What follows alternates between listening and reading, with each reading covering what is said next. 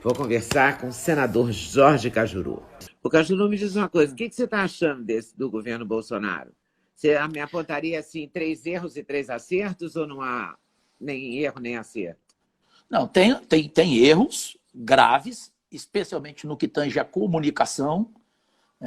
Eu, sinceramente, deixaria um porta-voz falar, porque muitos ali, e aí chegamos até a ele, presidente, muitos acionam a boca, mas não ligam o cérebro. E outros nem têm o cérebro. Então, é um monte de bobagem que você vai vendo todo dia, aumentando a rejeição de um governo que começou bem, com ótimas escolhas no ministério. Quem questionaria um Sérgio Moro, um Paulo Guedes, uma Tereza Cristina, o Tarcísio, muito ótimo, que é capitão, inclusive, na infraestrutura. O Tarcísio, muito ótimo, o Tarcísio. Eu esqueci também da saúde, o Luiz Henrique Mandetta. Perfeito?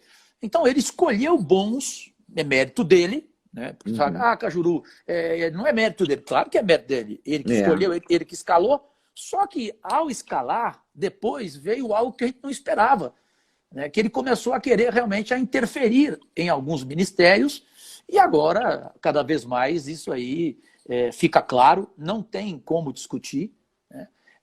E as pessoas ficam tristes de ver que esse governo, que tinha tudo para dar um upgrade agora, enfrentando essa pandemia, mas sabendo sair dela com equilíbrio na economia, tudo, infelizmente, você pega jornal, você liga a televisão, lê da Nagli, o assunto é um só.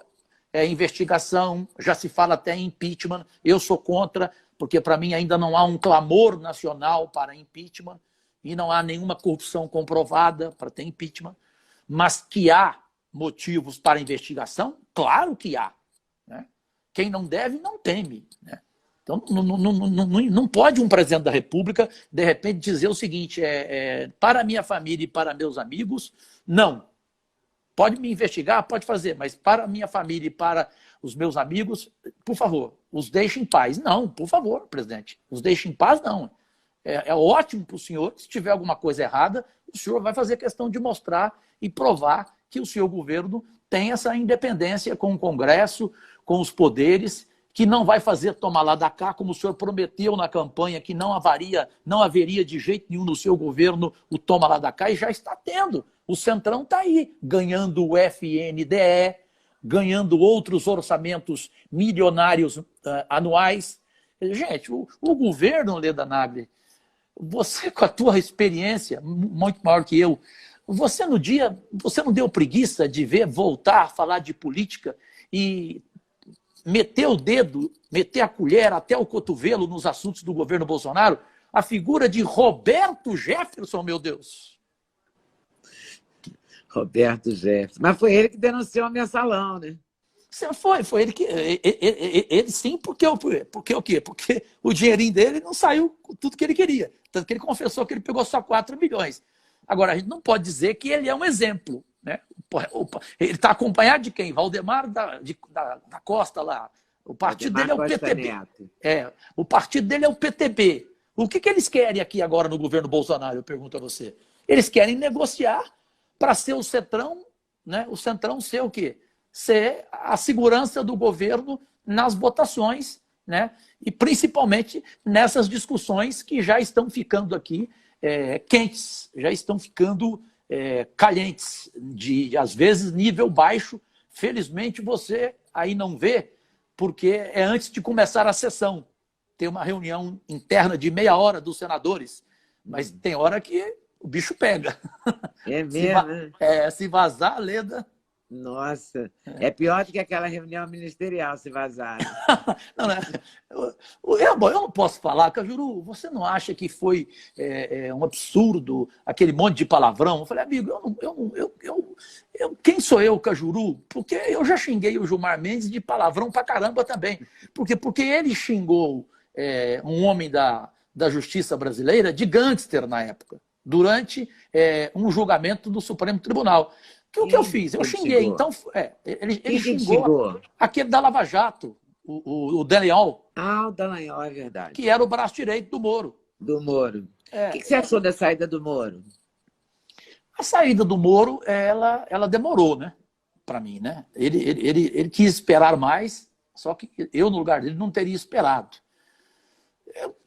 Para mim, sinceramente, não houve nenhum outro motivo, qual não seja aquele da Polícia Federal, a interferência. Para mim, isso virou batom na cueca, desculpe a expressão. Não tem como você dizer, não, Cajuru, o presidente não quis interferir no trabalho do ministro Sérgio Moro.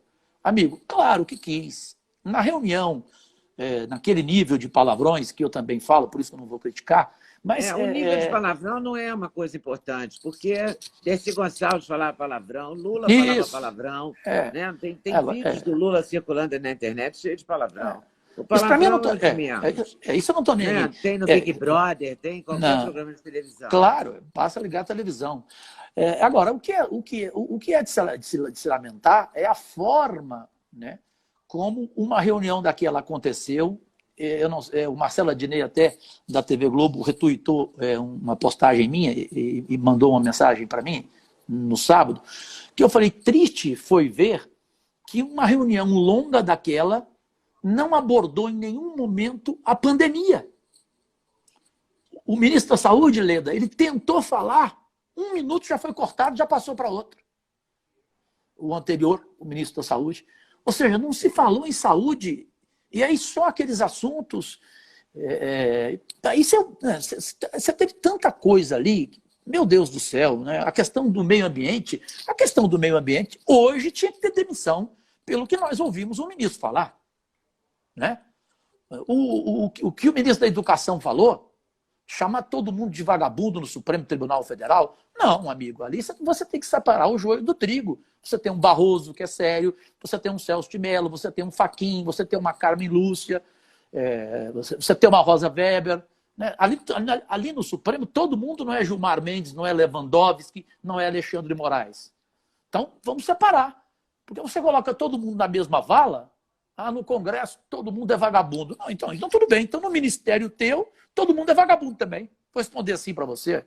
Então, assim, esse é o problema, né? A falta de preparo dessas pessoas. Chegou a se falar, Leda, não sei se você viu uma parte do vídeo, que ontem a senadora Simone Tebet que me contou, essa parte eu não tinha visto, que o ministro Paulo Guedes vira rapidinho e fala assim, não, lá na frente vamos vender essa porcaria do Banco do Brasil.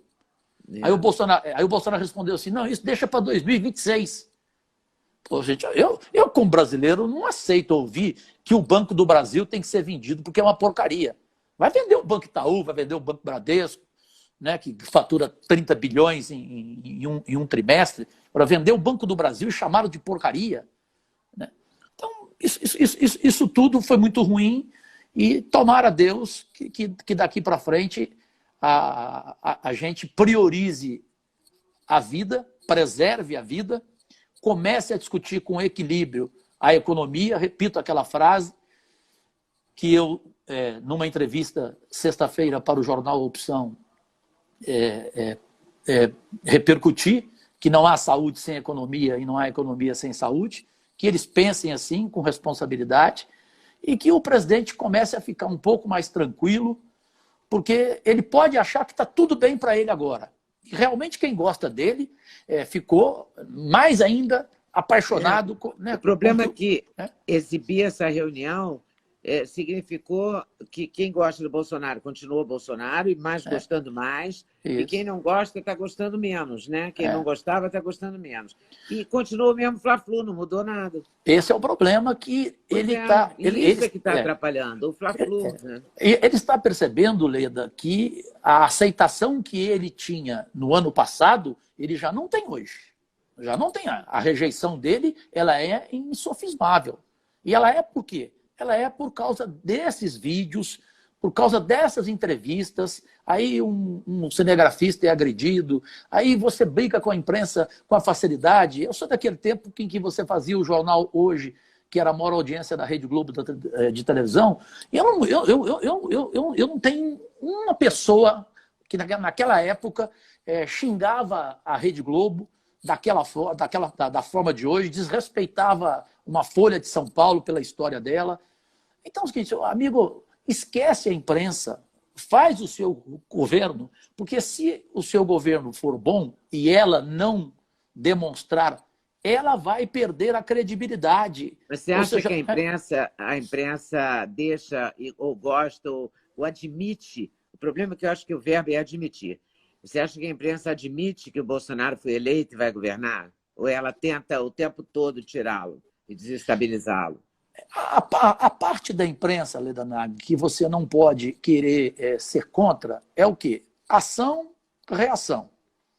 Porque do jeito que ele começou a se dirigir a uma Folha de São Paulo, a um Estadão, a uma Rede Globo, você chamar uma empresa dessa de patife, de filho disso e filho daquilo, porque eu vou acabar com você. Então você fica o quê? Achando que virão flores de lá? Não viram flores. Né? Virá um jornalismo sério, até para ele não ficar desmoralizado, mas virá um jornalismo com sede todo dia de vídeos, de frases para repercutir e para ser manchete dos telejornais e dos jornais no dia seguinte. Não tem jeito, não é ação e reação. Essa briga, ela não se justifica, a imprensa também tem seus erros, ela errou com o presidente Bolsonaro, na minha opinião, em partes, só que ele também se perdeu. Aí voltemos à nossa frase, que graças a Deus você concordou e abraçou o Fla-Flu. Agora, será que depois dessa pandemia vai ter um minuto de sossego? Porque nada dá sossego, né? Assim, o remédio vira de esquerda, de direita, não é qualquer ato, tudo vira um inferno. Porque no meio disso tudo, imagina quantos desemprego a gente vai ter, Cajuru? Meu Deus, já está Quando tendo, acabar né? isso, já tem, né? Já está aí. Eu passei esse final de semana em Goiânia com uma tristeza de gente que estava começando a montar o seu trabalho, né? o seu negocinho. o seu negocinho, a palavra é essa, o seu negocinho, Leda, bem pequeno, com 3, 4 funcionários, o cara já fechou, já não sabe o que vai fazer. Outro que tinha restaurante de 40 anos, o cara fecha tudo e vai embora para a fazenda, vai morar na fazenda.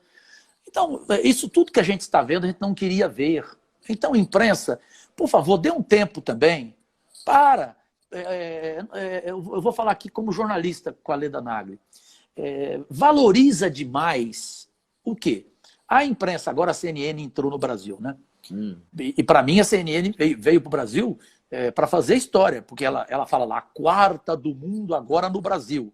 Porque senão, para ficar fazendo esse jornalismo que ela está fazendo aí, não vai fazer história coisa nenhuma. Tem que chegar aqui para fazer história mesmo. Aí o que acontece? É todo dia, Leda, essa imprensa ao vivo, canal fechado, canal aberto, lá na porta de onde chega o presidente. Para quê? Para quê? Porque sabe que ele vai falar. Sabe que ele não fala, né? Tem uma boca... Sim, mas bocão. sabe Lembra que bocão, a gente chamava, quando era pequena, as pessoas falavam demais de bocão? Bocão. Bolsonaro é bocão. Sim, mas sabe que vai falar coisa que vai dar repercussão negativa. Vai dar manchete. Manchete negativa. Negativa. Eles não estão estão ali para indo buscar a manchete negativa. Isso. E ele está lá para dar, porque para que ele fala aquelas coisas? Então, um ali está fazendo o que o outro gosta, né? E ao mesmo tempo, ao mesmo tempo é o que você falou. A imprensa está dando um comercial de 30 segundos dos tempos de ouro do Jornal Nacional, do Jornal Hoje, que hoje não tem mais aquela audiência. Porque aquilo ali foi para ele a maior propaganda, aquele vídeo. Realmente foi uma propaganda, né? Eu estou aqui fazendo uma propaganda do que eu sou, do que o meu governo é, do que inimigo meu é, pá. Agora, só que, presidente, as pessoas que não têm lado, que não são Fla e nem Flu, essas pessoas estão pensando e vendo como o Brasil está indo para a ladeira, literalmente. E aí amanhã... Vão votar de outro jeito, né? Amanhã muda, não adianta. Você já achar que vai ganhar a reeleição, né, na metade de um governo, não, pensa em trabalhar o governo, em recuperar tudo, melhora a sua imagem, para com essas entrevistas, esquece, mas assim, eu sei que é um sonho meu, Mas falar, pelo menos eu falo, porque eu não estou aqui sendo mal educado com ele, eu não estou aqui falando em baixo nível, eu estou falando com carinho, que eu acho que quem gosta do Brasil gosta de que um presidente dê certo. Eu não sou, Leda, daquela frase, quanto pior, melhor. Eu não quero, eu quero o meu Brasil bem, eu quero a minha pátria amada bem. Ivan Lins, amor ao meu país. É isso que eu quero. Né? É isso que eu quero. Então, eu não vou torcer contra o presidente Bolsonaro, de forma alguma. Mas, por favor, deixa a gente torcer a favor. Faz alguma coisa mais legal, mais simpática. Menos briga. Menos briga. Como é que você tem votado? Você votou a favor da reforma da Previdência, por exemplo? Contra? Como é que foi? Eu votei contra a reforma da Previdência como senador, ficou lá no anal, tudo. Falei da tristeza de ver que os mais necessitados seriam prejudicados nesta reforma, que blindou e privilegiou os grandões.